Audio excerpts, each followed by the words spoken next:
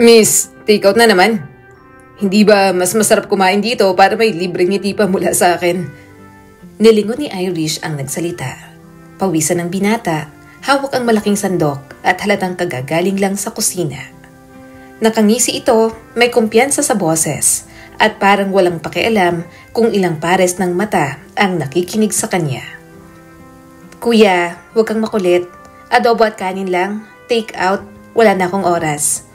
Malamig ang tinig ni Irish sabay abot ng bayad. Kita sa kanyang mga mata ang pagod, hindi lang dahil sa puyat, kundi dahil sa bigat ng responsibilidad na kanyang pinapasan. Ngunit imbes na mapahiya, lalo pang lumapad ang ngiti ng binata. Ano ka ba? Hindi ako makulit. Friendly lang.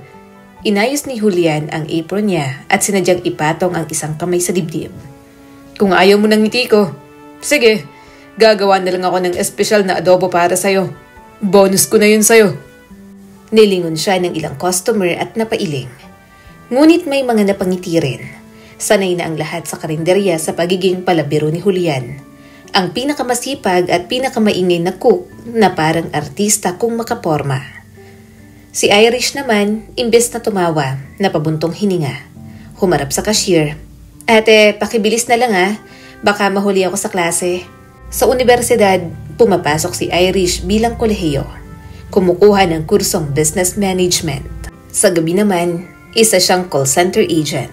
Dahil working student, wala halos oras para sa sarili. Sa bawat kilay na nakakunot, halata ang bigat na kinakaharap niya. Pamilya sa probinsya, matrikula, at sarili niyang kinabukasan. Habang nakaupo siya at hinihintay ang take-out, palihim siyang pinagmamasdan ni Julian mula sa kusina. Maganda pero suplada. Bulong ng binata sa sarili. Pero sigurado ako, may puso rin yan. Makalipas ang ilang minuto, inilapag ng tendera ang order sa harap ni Irish. Oh, eto na. Ingat ka. Salamat po, sagot ng dalaga sabay tayo. Ngunit bago pa siya tuluyang makaalis, muling lumabas si Julian mula sa kusina. Miss, teka lang. Napatigil si Irish, halatang naiinis. Ano na naman? Anong pangalan mo? Tanong bigla ng binata, bit-bit ang basang bimpo. Para next time, hindi na kita tatawaging miss. Ang hirap kasi. Baka isipin mo hindi ako seryoso. Saglit na natahimik si Irish. Tumingin sa binata, saka ngumiti ng tipid.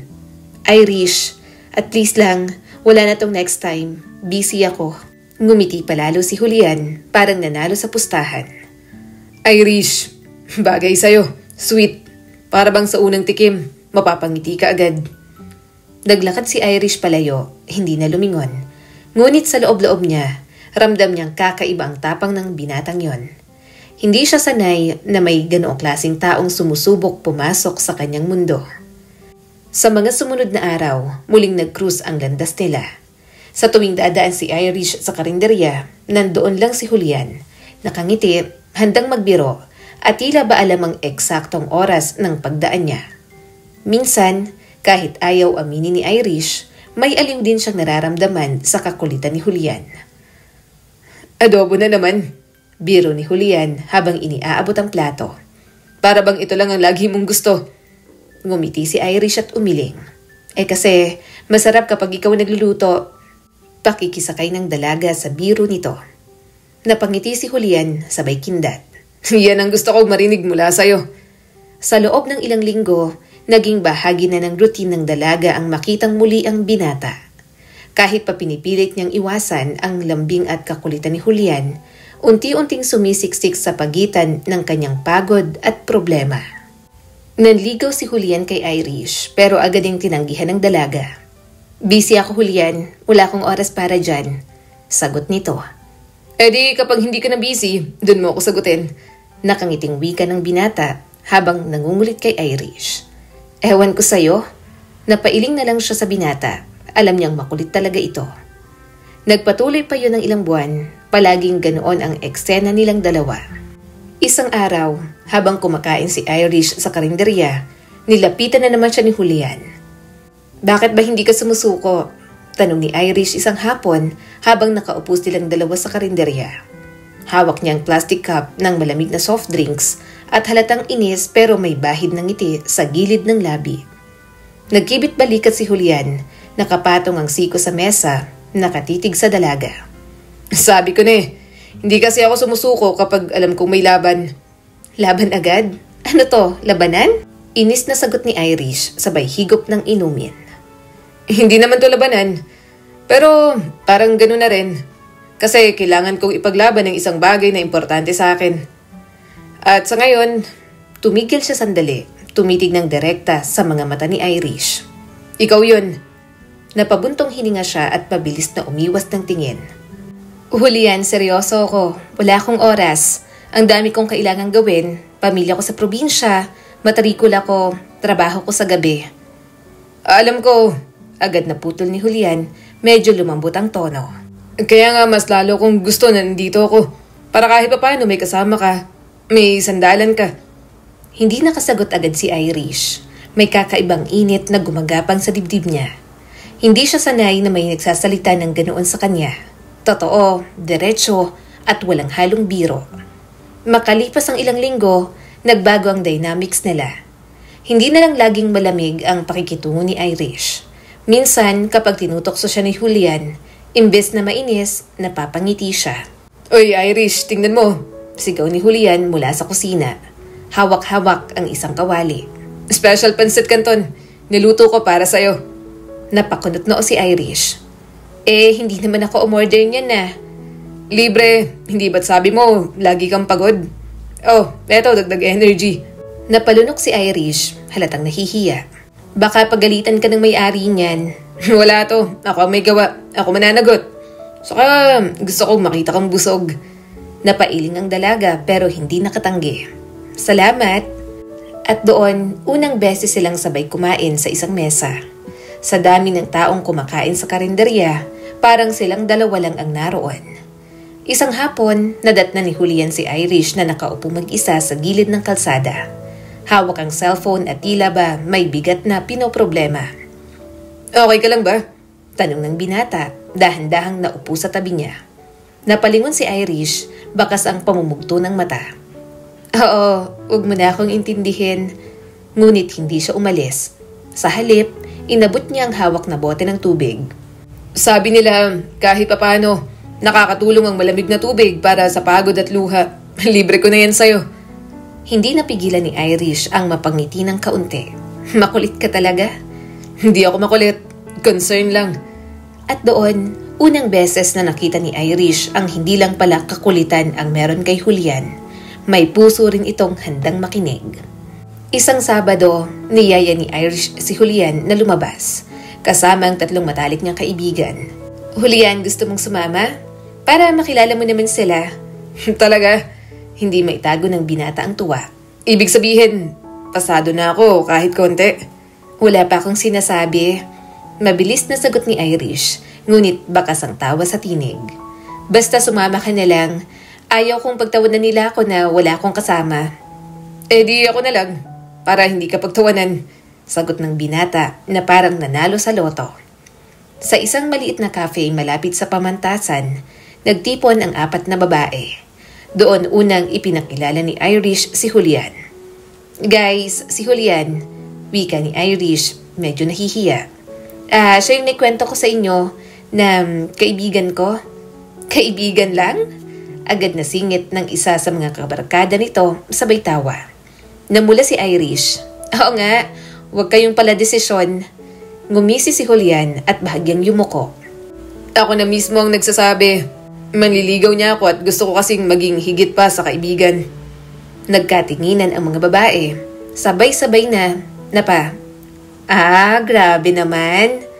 Ang tapang mo kuya, sabi ni Rona dito. Ngumiti lang si Julian. Kapag totoo, hindi naman dapat ikahiya, di ba? Wow, Irish, kailan mo ba sasagutin si Julian? Tanong naman ni Girlie. Napalo lang siya sa braso ni Irish dahil sa tanong na yon. Sa isang gilid, nakaupo si Stephanie. Maputi, mahinhin, at tila laging nakangiti. Siya ang pinakamalapit kay Irish sa 3 kaibigan. Tahimik siyang nakamasid kay Julian, pero mas bakas sa mga mata niya ang kuryosidad. Hindi ka ba natatakot na madami siyang ginagawa? Tanong ni Stephanie, nakatingin diretso kay Julian. Umiling ang binata. Hindi, mas humahanga pa nga ako. Kasi kahit gaano kabigat ang pasa niya, hindi niya nakakalimutan ng pamilya niya. Hindi ba't masarap mahalin ang ganong tao? Natahimik ang mesa. Nagkatinginan ang mga kaibigan, tila nagulat sa lalim ng sagot ng binata. Si Irish naman, hindi mapigilang mapangiti ng palihim. Itinatago ang kilig. Pagkatapos ng gabing yon, sinamahan ni Julian si Irish pa uwi. Tahimik silang naglakad hanggang siya na ang unang nagsalita. Salamat pala na naipakilala mo ako. Wala yon, tipid na sagot ni Irish. Pero ibig sabihin kahit papano, tinatanggap mo na ako sa buhay mo. Huminto si Irish at tumingin sa kanya. Julian, huwag mong gawing komplikado. Wala pa tayo sa ganon. Bilang tugon, ngumiti lang si Julian. Parang alam niya ng kasagutan kahit hindi nito sabihin. Okay lang, basta alam kong may tsansa. Handa akong maghintay sa'yo. Makalipas ang ilang araw, dumating ang isang gabing hindi inaasahan. Pauwi na si Irish mula sa trabaho. Basang-basa ng ulan at wala siyang dalang payong. Sa karinderya, nadat na niya si Julian na abala pa rin. Oh, bakit hindi ka nagpayong? Mabilis na tanong ng binata. Hindi ko na naisip. Gusto ko lang na makauwi agad. Kinuha agad ni Julian ang tuwalya at inalok sa kanya. Halika muna rito. Ipag-iinit kita ng tsaa. Ayos lang, hindi na kailangan. Inilagay ni Julian ang tuwalya sa balikat niya. Kailangan mo to. Baka magkasakit ka at kapag nagkasakit ka, sino pa ang tutulong sa pamilya mo? Sino pa ang magsusunog ng kilay sa pag-aaral? Napayuko si Irish, ramdam ang kabog ng dibdib. Hindi niya alam kung dahil sa lamig ng ulan o dahil sa mga salitang binitiwan ni Julian. Bakit ba lagi mo akong iniintindi? Mahina niyang tanong. Dahil mahalaga ka sa akin, sagot ni Julian, walang pag-aalinlangan. Tumigil ang oras sa pagitan nila at sa unang pagkakataon, hindi na nakaiwas si Irish. Bagamat hindi pa niya kayang sambitin, alam niyang unti-unti na siyang nadadala ng damdamin para sa binata. Isang linggo matapos ang insidenteng yon, nagdesisyon si Irish. Habang magkasama silang naglalakad papunta sa terminal, bigla siyang huminto. Julian, sabi niya, seryoso ang tinig. Oh, bakit? Kung hindi ka pa rin nagsasawa, baka pwede na kitang sagutin. Napatulala ang binata, parang hindi makapaniwala sa narinig. Totoo ba yan? Hindi mo ako gine-joke time? Napailing si Irish pero may halakhak sa labi. Ano ako, clown? Seryoso ako, pero may kondisyon. Ano yun? Kahit ano gagawin ko. Kailangan mong maging matyaga, hindi ako madaling makasama. Madalas, pagod ako, minsan mainit ang ulo at minsan hindi ko magagawang bigyan ka ng oras. Lumapit si Julian at marahan niyang hinawakan ang kamay ng dalaga. Kahit ano pa yun, kakayanin ko. Ang importante naman ikaw ang kasama ko. At doon, opisyal na nagsimula ang kanilang relasyon. Isang relasyon na puno ng pangarap, puno ng sakripisyo at puno ng pag-asang magtatagal habang buhay. Julian, anong pangarap mo? Tahimik ang gabi, nasa rooftop ng boarding house si Irish. May bitbit na termos ng kape at ilang pirasong pandesal. Katabi niya si Julian na nakasandal sa lumang upuan. Nakatingala sa kalangitan, bihira nilang makuha ang ganitong oras. Walang trabaho, walang klase, walang iniisip kundi ang mga bituin. Pangarap?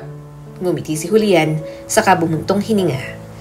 Simple lang, gusto kong maging chef sa barko. Alam mo yung mga cruise ship na umaalis ng ilang buwan? Gusto kong makasama dun. Gusto kong makalibot sa mundo habang nagluluto. Tumawa si Irish, medyo napapailing. Ha? Chef sa barko? Magandang pangarap yan. Mataas. Bakit? Masama bang mangarap ng mataas? Balik tanong ni Julian, seryosong nakatitig sa kanya. Kung mangangarap na rin lang ako, yung abot langit na. Sandaling natahimik si Irish.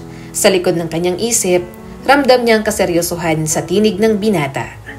Hindi ito pangkaraniwang sagot na parang biro lang. Pangarap ito ng isang taong gusto talagang magbago ng buhay. Ikaw, anong pangarap mo, Irish? Balik na tanong ni Julian. Napangiti siya, ngunit may lungkot sa mata. Simple rin, makapagtapos ako, makahanap ng matinong trabaho, at makatulong sa pamilya ko. Gusto kong maiahon sila sa hirap. Gusto kong isang araw hindi na ako kailangan pang magpadala buwan-buwan dahil stable na sila. At gusto ko rin magkaroon ng maliit na negosyo. Kahit maliit lang, basta matatawag kong sa akin. Negosyante pala ang gusto mo. Bakit? Bawal? Hindi naman. Bagay na bagay. Ikaw yung tipong kaya lahat. Sipag, tiyaga at tapang. Kompleto ka na. Kung may kulang man, ako yun sa buhay mo. Napatawa si Irish. Ano ka ba, Julian? Pero sa kabila ng tawanan, naroon ang mga pangakong unti-unting nahuhulma sa kanilang mga puso. Ilang linggo ang lumipas habang patuloy ang kanilang relasyon, napansin ni Irish na hindi sapat ang pagiging cook lang ni Julian sa karinderya. Oo, masipag siya, pero alam niyang kulang ito para maabot ang pangarap ng binata na makapagbarko. Julian, hindi ka mag-aaral ulit? Tanong niya isang gabi habang naglalakad sila pa uwi. Mag-aaral? Irish high school graduate lang ako. Hindi naman kaya ng bulsa ko ang tuition. Tutulungan kita, sagot ng dalaga. Hindi naman kailangan biglaan. Kahit vocational course lang muna. Culinary arts siguro. May mga short course naman dyan. Importante makakuha ka ng certificate. Nagulat si Julian saka napailing. Irish, ang dami mo ng problema. May pamilya ka pa sa probinsya at baka lalo ka pang mahirapan. Hinawakan ni Irish ang braso niya. Julian, hindi kita tinutulungan dahil kailangan. Tinutulungan kita dahil naniniwala ako sa'yo. Gusto kong makita ka na inaabot ang pangarap mo. Hindi nakapagsalita si Julian. Tinitigan lang niya ang dalaga at doon niya lalong naunawaan kung gaano kabuti ang puso nito. Mula noon, sineryoso ni Irish ang kanyang sinabi. Siya ang naghahanap ng mga eskwelahan, siya ang nagtulak kay Julian na mag-enroll. At sa unang buwan pa lang, ramdam niya ang bigat ng responsibilidad. Paano na to? Kulang pa rin ang pera ko sa tuition. Wika ni Julian isang araw habang hawak ang resibo. Hayaan mo na ako. Sagot ni Irish sabay abot ng sobre. May konti naman akong ipon. Gamitin mo na muna. Pero Irish, huwag ka nang tumanggi. Isipin mo na lang na investment to. Isang araw babalik din sa atin ang lahat ng to. Napayuko si Julian, bakas ang hiya. Paano kung hindi ko kayanin? Paano kung mabigo ako? Hinawakan ni Irish ang kamay niya. Hindi mo ako bibiguin. At kung mabigo man tayo, at least sinubukan natin. Hindi mo kailanman malalaman kung hindi ka magsisimula. At doon, nagsimula ang bagong yugto ng buhay nila. Dumating ang mga araw ng pagsusulit, projects at pagod. Si Irish abala pa rin sa trabaho at pag-aaral, ngunit imbes na ipahinga ang kaunting oras niya, siya pa ang nagre-review kay Julian. Julian, ano ang main ingredients ng bechamel sauce? Tanong niya isang gabi habang nag-aaral sila. Gatas, butter at flour. Good. At ano naman ang tawag kapag nilagyan ng cheese? Cheese sauce? Tama. Galak na galak si Irish. Kaya-kaya mo naman pala eh. Kung ikaw ang teacher ko, baka Dean's Lister na ako. Napailing na lang siya. Naku po, bolero ka talaga. Pero sa likod ng biro, alam niyang nagbago na si Julian. Nakikita na niya ang determinasyon sa mga mata ng binata. At kahit gaano kahirap, pinipilit niya itong suportahan.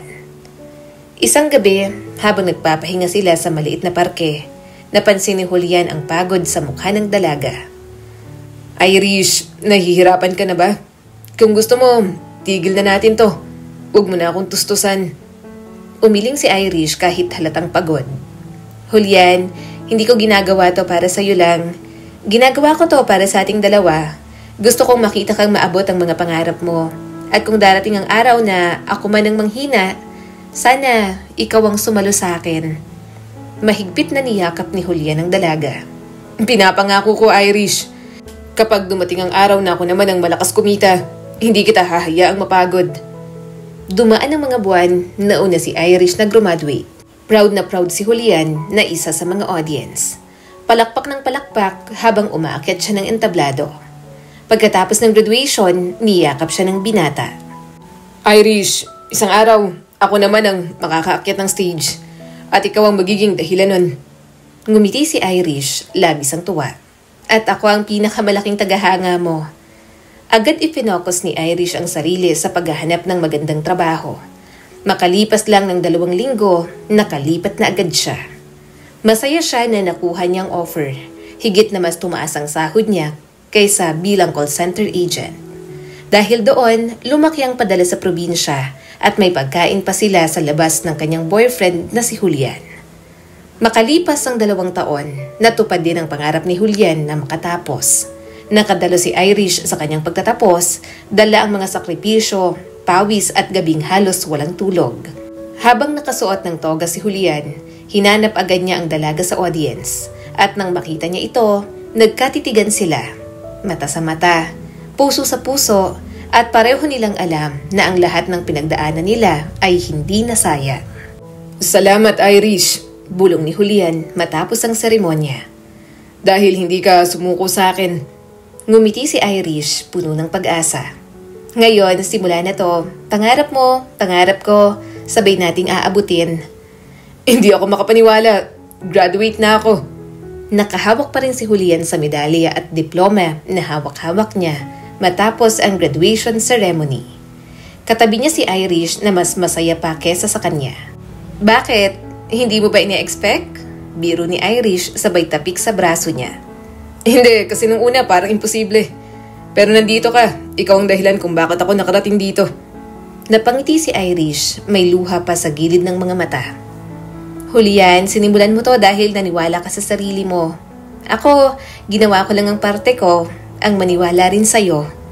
Niyakap siya ng binata, mahigpit at parang ayaw ng bitawan. Pangako, Irish, simula ngayon, ako naman ang magsusumikap para sa atin. Hindi nagtagal, tinupad ni Julian ang pangako. Naghanap agad siya ng trabaho dahil meron siyang nakilala na kaibigan niya. At ilang linggo lang ay nakapasa siya sa screening para sa cruise ship. Cook trainee lang muna pero malaki ang allowance. Tuwang-tuwang kwento ni Julian habang magkaharap silang kumakain sa karinderya. Cook trainee? Sa barko na agad? Hindi makapaniwalang sagot ni Irish. Sabi nila, kapag masipag ka, mabilis ka rin makakaangat. Irish, ito na yung simula ng pangarap ko. Napahawak si Irish sa kamay ng binata. I'm so proud of you, Julian. At sa sandaling yon, ramdam nilang pareho. Unti-unti nang nagiging totoo ang mga pangarap na dati ay puro usapan lang sa ilalim ng mga bituin. Makalipas ang 3 buwan ng pagtatrabaho sa barko, bumalik si Julian sa Pilipinas para sa kanyang unang bakasyon. Nakauwi siya ng may baong ipon, may mas matatag na kumpiyansa at may plano. Sa unang gabi ng kanyang pag-uwi, nagyaya siya kay Irish na kumain sa simpleng kainan sa tabing dagat. Hindi ito marangya ngunit espesyal. May ilaw ng mga parol, malamig ang hangin at tanaw nilang alon na humahampas sa dalampasigan. Bakit dito tayo? Tanong ni Irish habang pinagmamasdan ang ilaw ng buwan na tumatama sa tubig. Dito ko gustong sabihin ang matagal ko nang iniisip. Sagot ni Julian, seryoso ang tono. Humugot siya ng malalim na hininga, saka inilabas ang maliit na kahon mula sa bulsa. Lumuhod siya sa harap ng dalaga, hawak ang isang simpleng singsing na may maliit na bato. Nung una, akala ko adobo lang ang kaya kong ialay sa'yo. Pero ngayon, gusto kong ialay ang buong buhay ko. Irish, papayag ka bang pakasalan ako? Namutawi ang luha sa mga mata ni Irish. Nanginginig ang tinig. Julian, nagpalakpakan ng ilang taong nakakita sa kanila. May subigaw pa ng, sige na miss, sagutin mo na. Hindi na nakapagpigil si Irish. Tumango siya, luhaan pero nakangiti. Oo, Julian. Oo, pakakasalan kita. Tumayo si Julian at niyakap siya ng mahigpit. Halos hindi na makapaniwala sa nangyayari. Sa gabing yon, sa ilalim ng liwanag ng buwan, nagsimula ang bagong kabanata ng kanilang buhay. Makalipas ang ilang buwan, isinakatuparan nila ang kasal. Hindi ang grande ngunit na puno ng pagmamahal. Ginawa nila ito sa isang maliit na simbahan sa probinsya ni Irish, kung saan dumalo ang pamilya at mga kaibigan. Habang naglalakad si Irish sa aisle, suot ang simpleng puting gown, halos hindi makagalaw si Julian sa altar. Para siyang batang nanalo sa pinakamalaking premyo. Ang ganda mo! Bulong niya nang sa wakas ay nasa harap niya na ang dalaga. Ngumiti si Irish, nangingilid ang luha. At ikaw ang pinakamagandang desisyon sa buhay ko. Sa hirap at sa ginhawa. Simula ng pari at nagpatuloy ang seremonya. Sa bawat salitang binitiwan nila, ramdam ng lahat ang katapatan ng kanilang pagmamahalan. At nang magdikit ang kanilang mga labi sa unang halik bilang mag-asawa, nagpalakpakan ng lahat. Mrs. Irish Alcaraz, bulong ni Julian, masayang masaya. Asawa ni Mr. Julian Alcaraz, ganting tugon ng dalaga. Nagpalitan sila ng ngiti na hindi maipagpalit kahit saan. Matapos ang kasal, nagsimula silang bumuo ng buhay na magkasama. Si Julian palaging nasa barko, ngunit hindi nakakalimot tumawag o magpadala ng sulat. Si Irish naman, patuloy na nagsusumikap para sa pamilya at unti-unting nag-ipon para sa kanyang negosyo. Isang gabi, bago muling bumiyahe si Julian, nag-usap sila sa maliit nilang inuupahang apartment. Irish, baka matagalan bago ako makauwi. Long-term dam yung cruise assignment namin. Pero mas malaki naman ang kita. Okay lang yon, basta mag-iingat ka. At huwag mo kakalimutan na may naghihintay sa'yo rito. Umupo si Julian sa tabi ng asawa. Hinawakan ng kamay nito. Babalik ako na mas matatag at balang araw hindi na ako aalis pa. Iipunin ko lahat para sa future natin. Ngumiti si Irish. Hindi ko na kailangan ng yaman. Basta bumalik ka lang. Ngunit hindi alam ng dalawa. Ang mga salitang yon ay magiging masakit na paalala sa mga darating na araw. Sa paglipas ng mga buwan, lalo pang lumalim ang kanilang pagmamahalan. Kapag nakauwi si Julian, lagi silang may simpleng date. Minsan sa karinderya pa rin kung saan sila unang nagkakilala. Minsan sa parke kung saan sila unang nangarap. Naalala mo pa ba nung sinabi mo na adobo lang ang kaya mong ialay sa akin? Tanong ni Irish habang magkahawak kamay silang naglalakad. Oo naman, pero ngayon hindi na lang adobo. Buong puso ko na. Tumawa si Irish sabay yakap. At buong puso ko rin para sa'yo. At sa bawat tawanan, sa bawat simpleng yakap, lalo nilang pinatutunayan na hindi kailangan marangya ang buhay upang maging masaya. Julian, may sasabihin ako. Nasa maliit silang apartment, simpleng hapunan ang inihanda ni Irish. Ginisang gulay, pritong tilapia at kanin. Ngunit sa gabing yon, tila mas espesyal ang paligid. Nakaupo silang mag-asawa, magkaharap sa mesa at bakas ang kaba sa mukha ni Irish. Bakit parang ang seryoso mo? Tanong ni Julian sabay kuha ng isang pirasong isda. May problema ba? Huminga ng malalim si Irish at marahang ngumiti. Julian, magiging tatay ka na? Nabitiwan ni Julian ang tinidor. Halos mahulog sa plato. Anong sabi mo? Ngumiti si Irish, may luha sa mga mata. Buntis ako, magkakaanak na tayo. Parang hindi makagalaw si Julian. Tumayo siya, lumapit kay Irish at agad itong niyakap ng mahigpit. Totoo ba to? Magiging tatay na ako? Oo, natatawang sagot ni Irish. Nagtatatalon si Julian sa tuwa. Parang batang nakatanggap ng pinakamalaking regalo. Irish, hindi ko alam kung paano ko ilalarawan ang saya ko. Salamat. Salamat at binigyan mo ako ng ganitong biyaya. Hindi ka dapat sa akin magpasalamat. Sa Diyos tayo magpasalamat. Nakangiting sabi ni Irish. Simula noon, naging mas maalaga si Julian. Kahit abala sa paghahanda sa susunod na kontrata sa barko, sinisigurado niyang hindi mapapagod ang asawa. Irish, huwag ka na magbubuhat ng mabibigat. Paalala niya habang inaayos ang grocery na dala. Hindi naman mabigat to. Sagot ni Irish pero ngumiti. Nakakatuwa ka. Parang mas ikaw pa ang buntis. Ano ka ba? Dapat lang. Buntis ka. Espesyal ang dinadala mo. Ayoko may mangyaring masama sa inyo ng anak natin. Kapag gabi, lagi siyang humahaplos sa tiyan ni Irish. Anak, ako to, si Papa. Huwag ka mag-alala. Aalagaan namin ni Mama ang lahat para sa'yo. Napangiti si Irish sa tuwing maririnig yon. Sa bawat salita ni Julian, lalo siyang nakakatiyak na tama ang desisyon niya na pinili ang lalaking ito.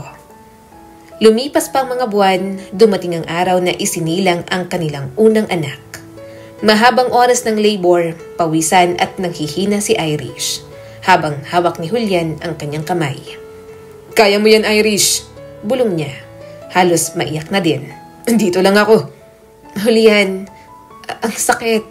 Daing ni Irish at nanginginig. Konti na lang, mahal. Konti na lang para sa anak natin. At sa huli, narinig nila ang unang iyak ng sanggol.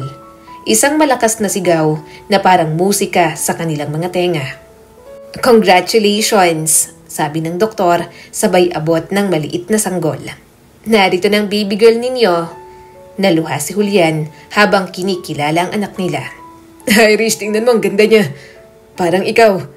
Pagod na pagod si Irish pero napangiti. "Julian, pamilya na talaga tayo." Hinagka ni Julian ang noo ng asawa. Salamat, Irish.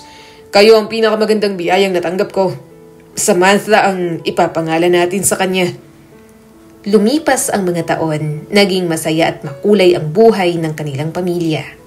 Laging abala si Irish sa pag-aruga kay Samantha, habang si Julian ay salitan sa pagiging nasa barko at pagbabakasyon sa Pilipinas. Tuwing nasa bahay si Julian, hindi maikakaila ang saya ng kanilang anak. "Papa! Papa!" Sigaw ni Samantha, 3 gulang na noon, sabay takbo papunta sa kanya. Anak ko! Sigaw ni Julian, sabay buhat at pag-ikot sa ere ng bata. "Namiss kita." Matapos ay nagpababa ito at ipinakita ni Samantha ang drawing niya sa ama. "Wow, ang galing ng anak ko. Balang araw magiging artista o architect ka." Tuwang-tuwa si Irish habang pinagmamasdan ng dalawa. Hindi niya maipaliwanag ang ligaya na nakikita ang asawa at anak na ganoon kasaya. Para bang lahat ng hirap na pinagdaanan nila noon, nagbubunga na ngayon. Minsan, kapag gabi, habang natutulog ang anak nila, nag-uusap silang mag-asawa. "Julian, natatakot ako minsan." Bulong ni Irish habang nakahiga sa tabi niya. "Natatakot? Bakit?" "Kasi baka hindi ko kayanin ang lahat kapag wala ka. Sa barko ka kasi madalas tapos ako lang mag-isa dito." Hinaplos ni Julian ang buhok niya. "Irish, huwag kang matakot. Hindi kita iiwan. Babalik at babalik ako. Lahat ng ginagawa ko sa barko para sa atin. Para sa anak natin." Ngumiti si Irish, humigpit ang yakap. "Alam ko naman, pero minsan ang hirap lang." Hinalikan siya ni Julian sa noo. "Tandaan mo, ikaw ang lakas ko at kapag mahina ka, ako naman ang magiging lakas mo." At sa mga salitang yon, muling napawi ang mga pangamba ni Irish. Lumipas ang panahon, lalo pang naging hands-on si Julian bilang ama tuwing nasa bakasyon. Siya ang nagluluto ng paboritong sinigang ng anak nila. Siya ang nagdadala sa eskwela at siya ang unang nag-cheer sa mga programang dinaluhan nila. "Papa, panoorin mo ako ha?" Sigaw ng bata habang nagsasayaw sa entablado. "Galing ng anak ko!" Sigaw ni Julian, tuwang-tuwa. Nakangiti si Irish, pinapanood ang mag-ama. "Julian, hindi ko alam kung anong nagawa ko para maging deserving sa inyo." "Huwag mong sabihin yan," sagot ni Julian habang hawak ang balikat niya. "Ikaw ang pundasyon ng pamilya natin. Kung wala ka, wala rin kami." Isang gabi ng linggo, sabay-sabay silang kumain ng hapunan. Simpleng ulam lang, tinolang manok na niluto ni Julian. "Papa, ang sarap!" wika ni Samantha, sabay subo ng sariling kutsara. "Talaga? Aba, magiging chef ka rin balang araw. Mana ka sa akin." "Hindi, Papa. Gusto ko maging teacher, katulad ni Mama sa bahay." Natawa silang mag-asawa. "O siya, teacher kung teacher. Basta mahalin mo ang ginagawa mo, anak." Wika pa ni Julian. Habang pinagmamasdan ni Irish ang mag-ama, naramdaman niya ang pananahimik ng puso niya. Ito ang buhay na pinangarap niya noon. Isang simpleng pamilya, puno ng pagmamahalan at pagtutulungan. At sa gabing yon, bago sila matulog, muling hinawakan ni Julian ang kamay ni Irish. "Irish, salamat. Dahil sa'yo, nabuo ang pangarap ko. Dahil sa'yo, natutunan kong hindi lang adobo ang kayang ialay ng isang katulad ko, kundi isang buong pamilya." "Julian, ikaw at ang anak natin ang pinakamalaking kayamanan ko. Walang hihigit pa dito." At sa gitna ng katahimikan ng gabi, sabay silang nakatulog na mahigpit ang hawak sa isa't isa. Habang sa kabilang silid, payapang natutulog ang kanilang anak. Isang masayang pamilya, kompleto at buo. Wala silang alam na sa hinaharap, may mga unos man na darating. Ngunit sa panahong yon, ang tanging mahalaga ay ang pagmamahal na bumabalot sa kanilang tahanan. "Julian, ang saya ng anak natin kanina sa field demo." Wika ni Irish habang sabay silang naglalakad pa uwi. Sabi niya, proud daw siya kasi nandun ka. Ngumiti si Julian, pinisil ang kamay ng asawa. "Para sa inyo, uuwi at uuwi ako. Kahit pagod sa barko, basta makita ko kayong masaya, sulit ang lahat. Ngunit sa likod ng ngiti ni Julian, may bigat na hindi niya masabi.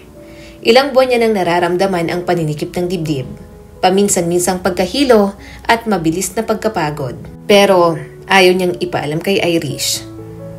Siguro pagod lang to, o baka dahil sa mga kinakain ko. Bulong niya minsan sa sarili habang nakatingin sa harap ng salamin. Sa barko, halos araw-araw ay oily food, steak, burgers at mga pagkaing hindi niya naiiwasan. Ngunit imbis na magpatingin, pinili niyang manahimik. Ayaw niyang mag-alala ang kanyang asawa. Mabilis lumipas ang 2 linggo. Isang madaling araw, habang mahimbing nang natutulog si Irish, biglang nag-ring ang kanyang cellphone. Napabalikwas siya ng bangon. Hello? Ma'am, ito po ang St. Louis Medical Hospital.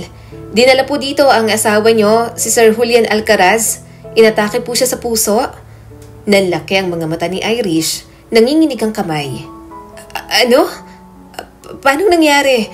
Ma'am, pakiusap lang po, pumunta na kayo rito. Hindi na nag-aksaya ng oras si Irish. Mabilis siyang nagsuot ng damit, ibinilin ang anak sa family friend at nagmamadaling nagtungo sa ospital. Sa loob ng taxi, walang tigil ang pag-agos ng luha sa kanyang mga mata. Julian, bakit anong nangyari? Bulong niya ng paulit-ulit. Pagdating sa ospital, agad siyang sinalubong ng isang eksena na lalong nagpayanig sa kanya. Naroon si Stephanie, ang matalik niyang kaibigan noong high school. Umiiyak ng todo sa hallway. Irish, nanginginig na sambit ni Stephanie. Si Julian, halos gumuho ang mundo ni Irish sa nakita. Anong ginagawa mo rito, Stephanie? Hindi na nakasagot ang babae. Bagkos ay napahagulgol na lang. Lumapit ang isang doktor. Ma'am, stable na po siya ngayon, pero kailangan pang obserbahan ang kondisyon. May history po ba siya ng sakit sa puso? Napatitig si Irish at litong-lito.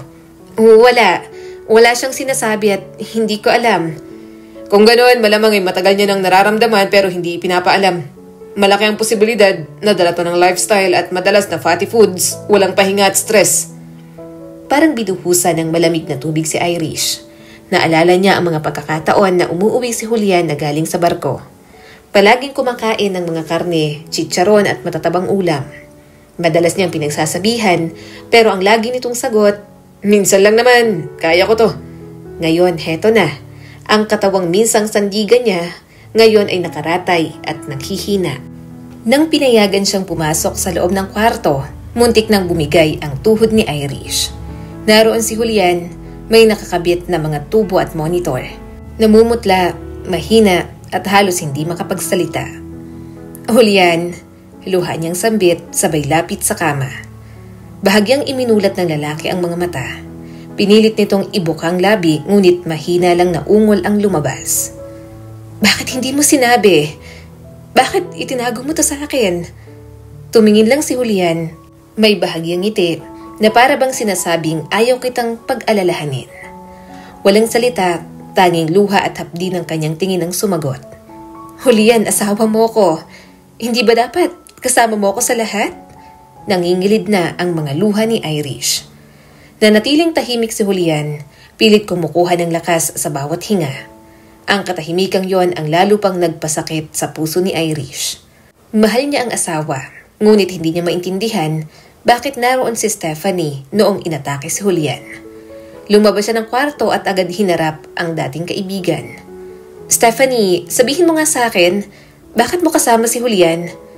Nanginginig si Stephanie, umagos ang luha. Irish, patawarin mo ako. Nagsimula lang kami bilang magkaibigan sa barko. Lagi kaming magkasama hanggang sa may nangyari. Tapos kanina sa bahay habang tinakpan ni Stephanie ang bibig na para bang may nasabi siyang hindi dapat sabihin. Napaluhod si Irish sa bigat ng mga salita. Aha? Nasa barko ka rin? Bakit hindi ko alam? Ano ulit? Habang magkasama kayo doon siya inatake, hindi ba? Anong ginagawa niyo nang magkasama sa bahay ninyo? Tahimik si Stephanie, hindi makatingin, sa kamarahang tumango. Para bang bumagsak ang buong mundo kay Irish. Malakas niyang sinampalang babae. Bakit, Stephanie? Kaibigan kita. Bakit mo nagawa sa akin to? Nagsimulang magdagsaan ang mga tao sa ospital. Nakamasid, may ilang nakataas pang cellphone. Irish, mahal ko si Julian. Umiiyak na wika ni Stephanie. Hindi ko ginusto. Tumigil ka. Halos pasigaw si Irish, nanginginig ang tinig. Mahal na mahal ko siya at ikaw. Ikaw ang kabit na sumisira sa pamilya ko. Napahawak si Stephanie sa tiyan at doon niya naramdaman ang biglang pagkirot. Nang alisin niya ang kamay, nakita ni Stephanie ang pulang likido sa palad nito. Dahan-dahang nanlambot ang kanyang tuhod habang kumalat ng dahan-dahan sa buong katawan. Diyos ko! Bulong niya bago tuluyang nanghina at halos mawala ng malay. Agad dinala sa emergency room si Stephanie. Ligtas ang bata ngunit kailangan niyang magpahinga. Nang magising siya, naroon ang doktor. Ma'am Stephanie, first trimester na po kayong buntis. Kailangan niyong maging maingat. Stress ang pinakamalaking kalaban niyo sa ngayon. Naluha si Irish noong marinig niyang buntis si Stephanie. Halos gumuho ang mundo niya. Dahil nakakatiyak siya, si Julian ang ama ng batang dinadala nito. Tahimik ang ospital isang hapon. Ang amoy ng alkohol at gamot ay nangingibabaw at tanging tunog ng mga monitor at mabagal na yabag ng mga nurse ang maririnig. Sa isang sulok ng pasilyo, nakaupo si Irish. Hawak ang maliit na bag at ilang papeles.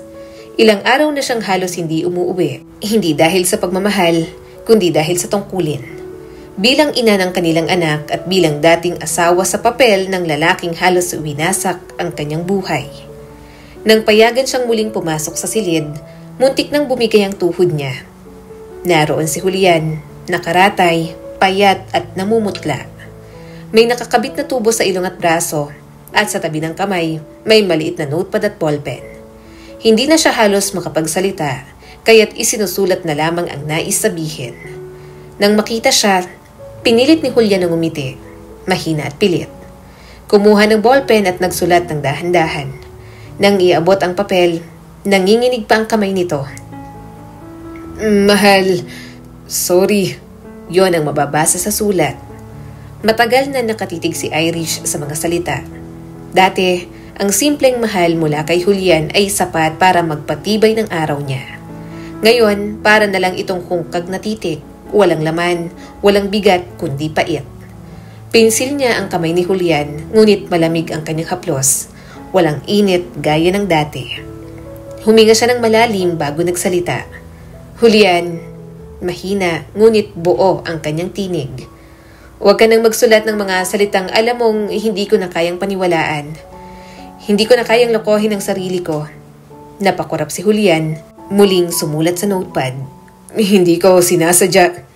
Napailing si Irish at sa unang pagkakataon, hindi na luha ng awa ang bumagsak sa kanya, kundi luha ng pagkadismaya.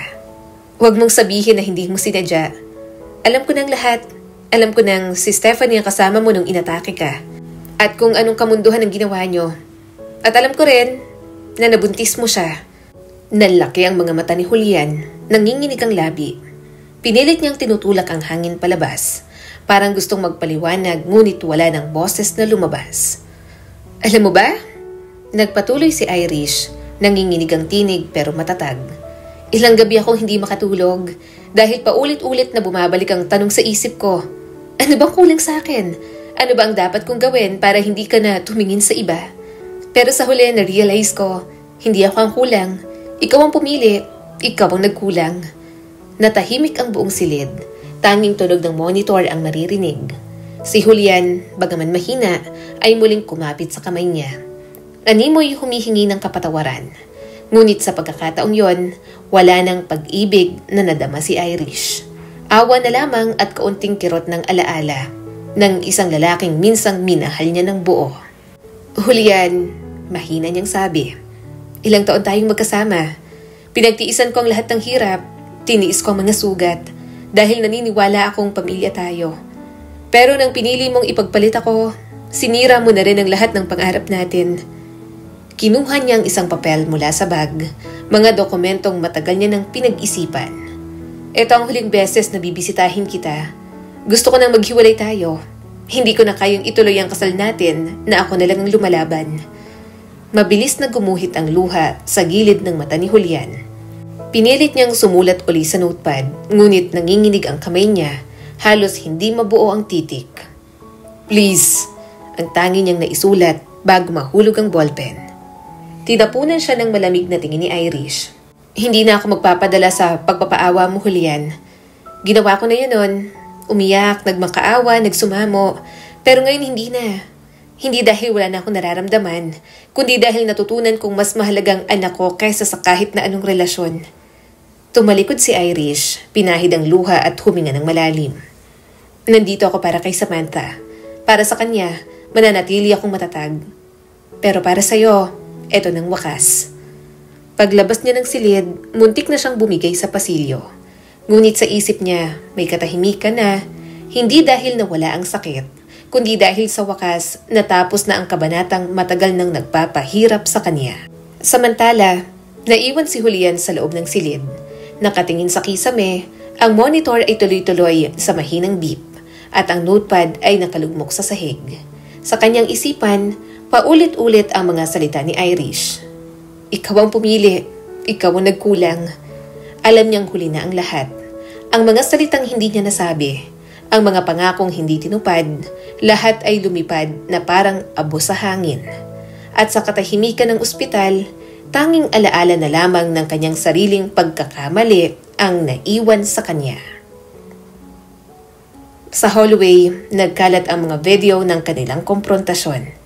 Trending na sa social media kasama ang titulong Asawa, nahuli ang mister at best friend sa ospital. Mabilis kumalat ang mga komento. Grabe, best friend pa talaga. Kawawa naman si Mrs. Halatang kabit yung isa. Habang binabasa ni Irish ang mga ito, nakaramdam siya ng bigat. Pero sa kabila ng lahat, may isang bagay siyang pinanghahawakan. Ang anak niyang si Samantha. Hindi niya alam kung paano haharapin ang kinabukasan, pero isang bagay ang sigurado.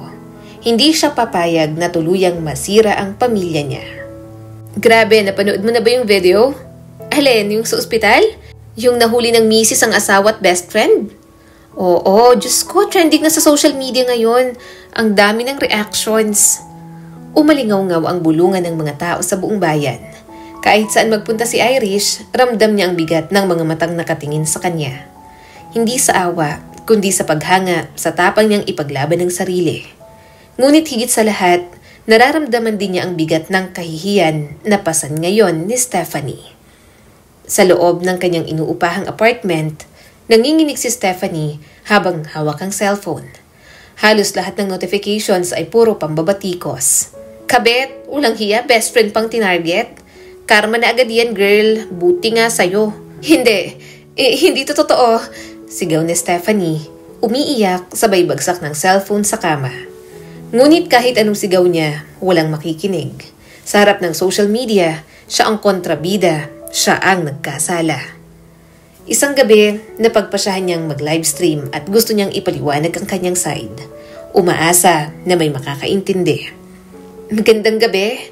Nanginginig ang boses ni Stephanie habang naka-on ang kamera. Alam kong lahat kayo hinuhusgahan ako, pero hindi niyo alam ang buong kwento. Oo, nagkamali ako. Oo, nasaktan ko ang kaibigan ko, pero hindi niyo naiintindihan.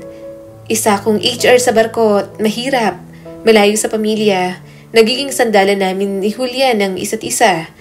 Work husband, work wife, normal yun sa amin. Normal yun sa cruise ship. Napatigil siya at humikbi. Mahal ko siya pero hindi ko sinasadya. Hindi ko ginusto na masaktan si Irish. Pero ano magagawa ko? Tao lang ako. Ngunit imbes na simpatya, lalo lang siyang binahan ng mga mapanirang komento. Normal pala sa'yo ang mang-agaw?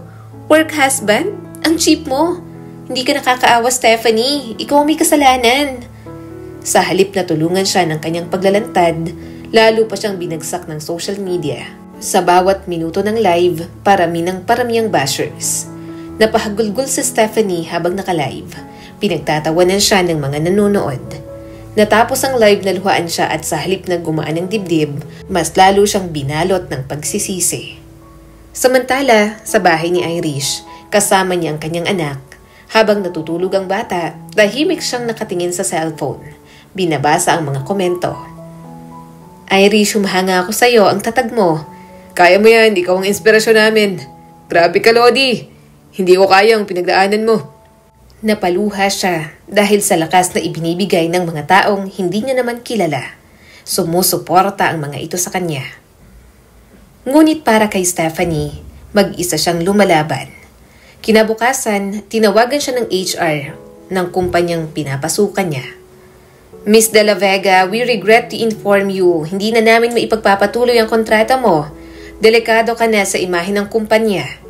Halos mahulog ang cellphone sa kanyang kamay. Pero, hindi ba dapat performance ang basihan? Sa panahon ngayon, imahe na rin, pasensya na. Pagkababa ng tawag, naupo siya sa sahig, humagulgol. Sa isang iglap, nawala ang trabahong pinangarap lang niyang makuha noon dahil sa isang pagkakamali. Makalipas ang ilang linggo, halos lahat ng kumpanya na inaplayan niya ay tumanggi. Kilala na siya bilang kabit, ang taksil na kaibigan. Pasensya na Miss Stephanie, hindi ka namin matatanggap. Ayaw naming masangkot sa issue. Lumala ang kalagayan niya. Hindi na siya makalabas nang walang naririnig na bulungan. Ayun yung babae sa video, siya yung kabit. Parang paulit-ulit na kamaong bumabaon sa puso niya. Isang gabi, may nakilala si Stephanie na lalaking inakala niya na magiging bagong simula. Sa umpisa, puno ng lambing at pangakong aalagaan siya. 3 buwan naging maayos ang lahat, parang sagot sa panalangin niya. Ngunit lumabas ang tunay na ugali ng lalaki. Dumating ang gabi ng kanilang pagtatalo. Wala kang karapatang magsalita. Sigaw ng lalaki, mariing nakatingin sa kanya. Isa ka lang kabit nun. Walang halaga ang gaya mo. Napalunok si Stephanie, ramdam ang bigat ng bawat salitang tumatama sa kanya. Para bang tinatanggalan siya ng dignidad, ang akala niyang pag-ibig na uwi sa panliliit at pangungutya. Duguan ang kanyang puso sa sakit. Kung dati siya ang nagtatago ng lihim, ngayon siya na ang lantad sa lahat at pinapasa ng bigat ng sariling pagkakamali. Isang gabi, nakaupo si Stephanie sa madilim na kwarto. Wala na siyang trabaho, wala na siyang kaibigan, at pati ang lalaking inaasahan niya ay iniwan na rin siya. Sa salamin, pinagmamasdan niya ang sarili. Maputla, maga ang mga mata at halos hindi na makilala. Anong nangyari sa akin? Bulong niya't luhaan. Dati ako yung palaging masaya. Okay naman ang buhay ko sa cruise ship noon. Ngayon wala na lahat. Napatakip siya sa mukha at humagulgol. Ang tinig niya ay nauupos na kandila. Sa likod ng lahat ng maling desisyon, iisang malinaw. Siya mismo ang sumira sa sarili niyang buhay. Sa bawat pagbukas niya ng social media, naroon ang mga mapanirang komento. Karma yan sa kabit. Ang kapal kasi ng mukha mo, wala kang lugar sa lipunan. Hindi ka na makakabangon.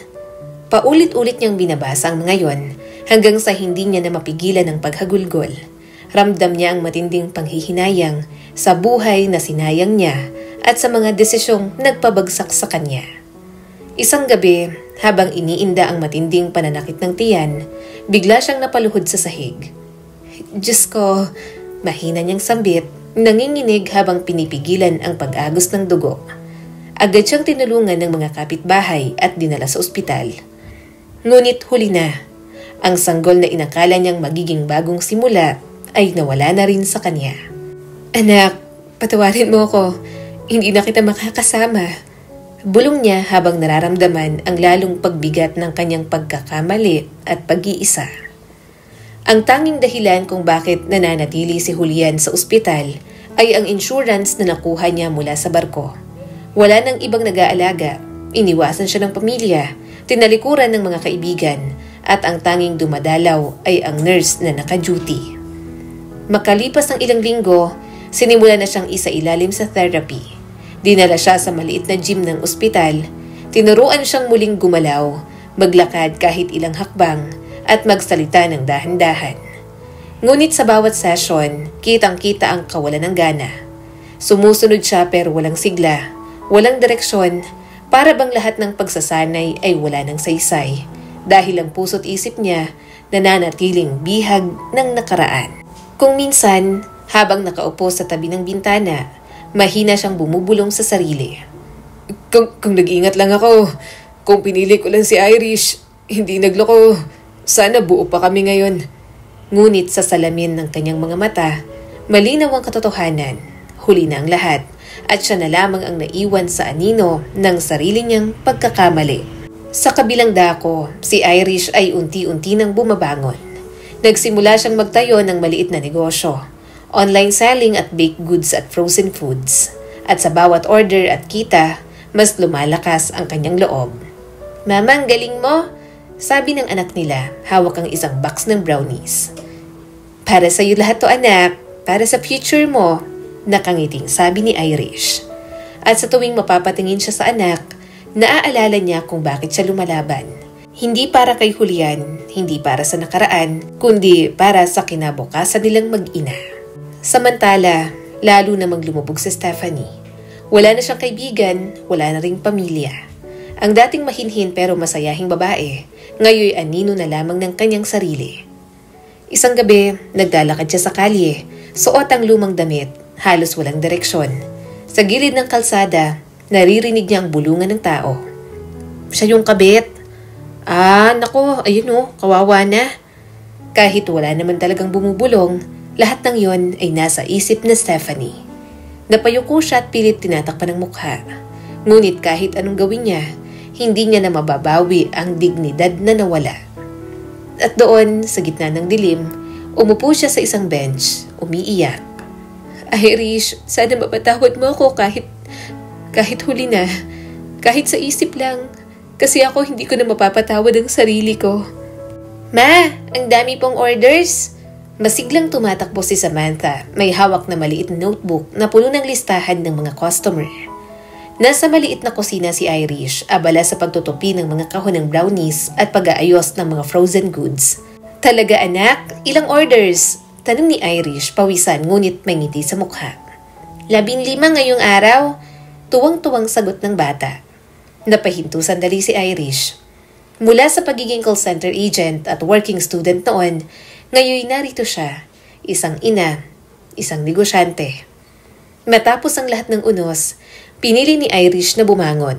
Hindi niya hinayaang lamunin siya ng sakit at pagkakanulo. Alam niyang may mga munting matang nakatingin sa kanya araw-araw. Mata ng kanyang anak na umaasang gagabayan siya ng isang matatag na ina. "Hindi ako pwedeng sumuko. Dahil kung susuko ako, paano si Samantha?" Palagi niyang tanong sa sarili.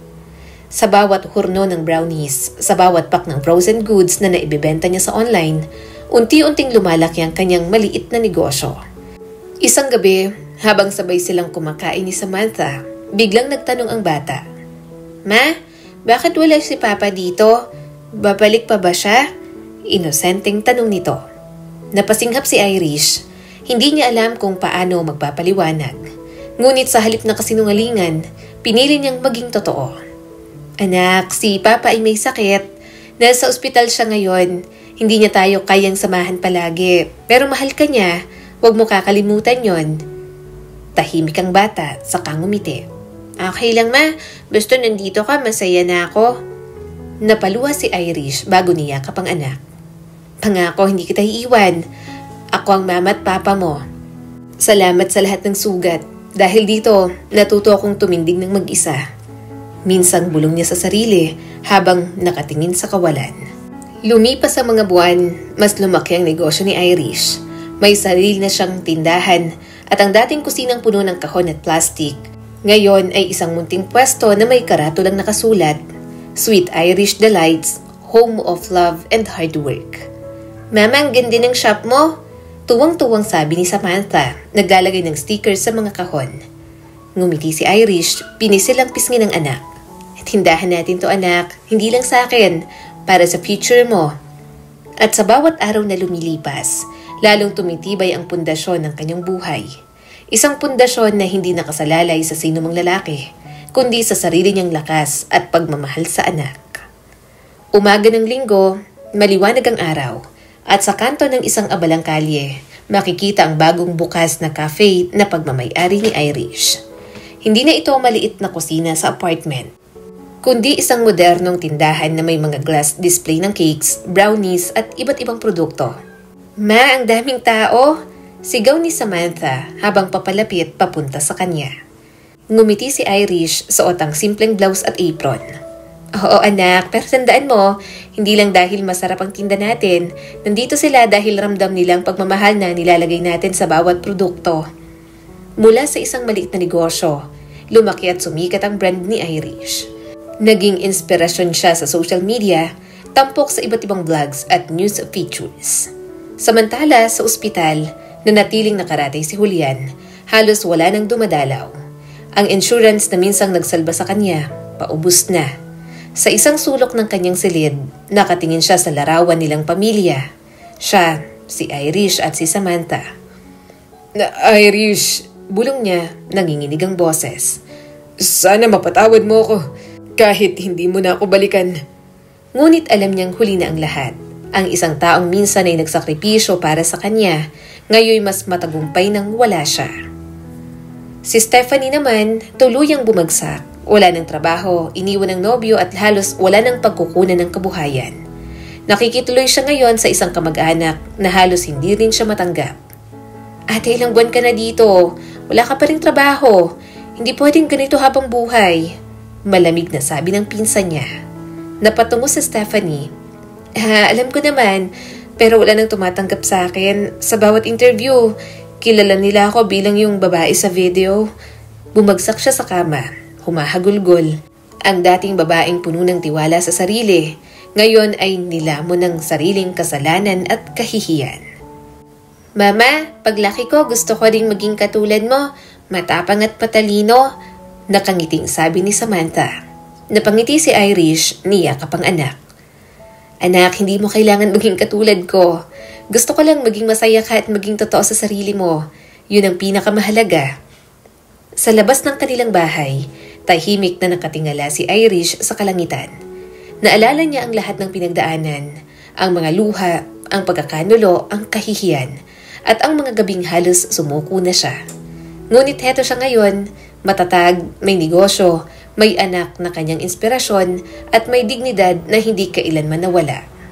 Salamat sa Diyos, bulong niya, dahil sa lahat ng sakit, natutunan kong mas piliin ang sarili ko.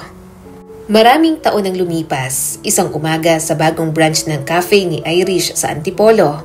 Ang salamin ng maluwag na shop ay kumikislap sa sinag ng araw at ang amoy ng bagong lutong tinapay ay umaalingaw-ngaw sa hangin. Hindi ito ang unang cafe niya, pangatlo na ito, matapos ang main branch sa Maynila at ikalawang branch sa Laguna. Nakaupo si Irish sa isang sulok, hawak ang kape habang tinitingnan ang mga taong pumapasok. Mga estudyante, empleyado at pamilya, lahat sila'y tila nakahanap ng tahanan sa kanyang negosyo. Mami, tingnan mo, masayang sabi ni Samantha. 14 na taong gulang na ngayon, hawak ang isang lumang teddy bear na laging kasama simula pagkabata. May group project kami dito bukas. Ang saya kasi dito kami magmi-meeting. Ngumiti si Irish, pinisil ang kamay ng anak. Yan ang gusto kong makita anak, na maramdaman mong tahanan mo rin to. Lahat ng toy para sa'yo. Sa loob ng maraming taon, si Samantha ang naging lakas niya. Tuwing gabi na gusto niyang sumuko, naiisip niyang batang umaasa sa kanya. At ngayon, nakikita niyang unti-unti nang lumalaki ang mundo ng anak, may sarili ng mga kaibigan at may mga pangarap. Isang hapon, habang abala si Irish sa cafe, lumapit ang manager. Ma'am, may naghahanap po sa inyo.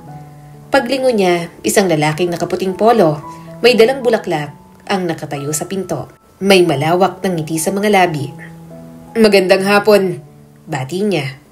Ako si Dr. Edward Santiago, mula sa malapit na ospital. Noong nagsisimula ka pa lang, minsan kang nag-deliver sa ward namin. Doon ko nang narinig ang kwento mo sa mga nurse at simula nun, hinangaan ko na ang kwento ng katapangan mo. Sana payagan mo akong imbitahan ka minsan sa mga charity events namin. Bahagyang natawa si Irish. May halong gulat at pag-aalinlangan. Matagal na mula nang may taong lumapit sa kanya ng may ganitong respeto. At sa simpleng ngiti ni Edward, may bahagyang sinag ng pag-asa na baka sa tamang panahon, muling magbubukas ang kanyang puso. Lumipas ang mga linggo, naging madalas ang pagbisita ni Edward. Dinadalan siya ng bulaklak, minsan ng libro, at kung minsan naman simpleng kapilang para sabay silang magkwentuhan. Si Samantha na noong una ay naiilang, ay unti-unting nasanay na rin. Mommy, okay naman siya. Bulong ni Samantha isang gabi habang naghahapunan sila. Gentleman si Doc. Hindi siya gaya ng mga nakilala mo nun. Hindi ba dapat bigyan mo siya ng chance? Ngumiti si Irish, pinisilang kamay ng anak. Hindi pa tang tamang oras. Gusto kong makita ka muna na lumalaking buo na inaabot ang mga pangarap mo. Kapag nasa tamang panahon na, saka na ako magpapasya. Ikaw ang prioridad ko ngayon. Tumango si Samantha, bagamat halatang may kaunting lungkot sa mga mata. Ngunit higit pa sa lahat, dama niyang mahalaga siya sa ina at yun ay sapat na. Mabilis ang naging takbo ng panahon. Dumating ang ika-10 anniversary ng cafe at sa harap ng mga empleyado, si Irish ay nagsalita. Hindi ko to maaabot mag-isa. Lahat kayo bahagi ng tagumpay na to. Nagsimula ako sa wala mula sa sugat at pagkatalo. Pero ngayon may 3 branch na tayo at mas marami pang paparating. Patunay ito na kapag hindi tayo sumuko, makakahanap tayo ng bagong simula. Nagpalakpakan ang lahat. Mula sa gilid, naroon si Edward, nakangiti at tahimik na sumusuporta. Ngunit sa likod ng kanyang ngiti, alam ni Irish ang pasya niya. Hindi niya muna tatanggapin ang pagmamahal ng iba, hindi dahil hindi siya handa, kundi dahil mas pinili niyang maghintay. Isang gabi, habang nakaupo si Samantha sa veranda ng kanilang bagong bahay, sabay nilang pinagmasdan ang mga ilaw ng lungsod. Wika ni Samantha. 4 na taon na lang, mag-i-18 na ako. Huwag mong pigilan ng sarili mo, karapat-dapat ka ring sumaya. Napatingin si Irish sa anak, pinahid ang luha sa gilid ng mata. Samantha, sapat na ang kaligayahan ko na makita kang lumaki ng matatag. Pero kapag dumating ang tamang oras, baka tama ka. Baka pwede ko nang hayaang may dumating ulit sa buhay ko. Yumakap si Samantha sa kanya. Kahit anong mangyari, nandito ako ma. Gusto ko lang makita kang masaya. Ngumiti si Irish, hinaplos ang buhok ng anak. At sa gabing yon, sa ilalim ng mga bituin, dama niyang buo ang kanyang mundo. Hindi man perpekto, ngunit puno ng pag-asa. Nang dumating ang ika-18 kaarawan ni Samantha, sa isang simpleng handaan sa cafe nila, puno ng tawanan at musika ang gabi. Habang abala ang lahat, napansin ni Irish na malaya na ang kanyang anak. May sariling barkada, may sariling plano, at higit sa lahat, masaya. Noon niya naramdaman na natupad na ang ipinangako niya sa sarili. Pinalaki niya si Samantha ng buo, matatag at may direksyon sa buhay. Kinabukasan, dumating si Dr. Edward, dala ang isang maliit na regalo para kay Samantha. Happy birthday! Bati niya sabay abot ng aklat. Ngumiti si Samantha at tumingin sa ina. Mommy, pwede ka nang sumama kay Doc. Ako nang bahala dito. Natigilan si Irish, ngunit nakita niya sa mga mata ng anak ang pagtanggap at suporta. Matagal nang nagpapakita ng malasakit si Edward, ngunit lagi niya itong tinatanggihan. Hindi dahil hindi siya handa, kundi dahil gusto niyang unahin ng anak. Ngayon, wala nang hadlang. Pumayag siyang makipagkita kay Edward sa isang local na restaurant. Walang engrandeng sorpresa, tanging simpleng hapunan at mahabang kwento ang ibinabahagi nila.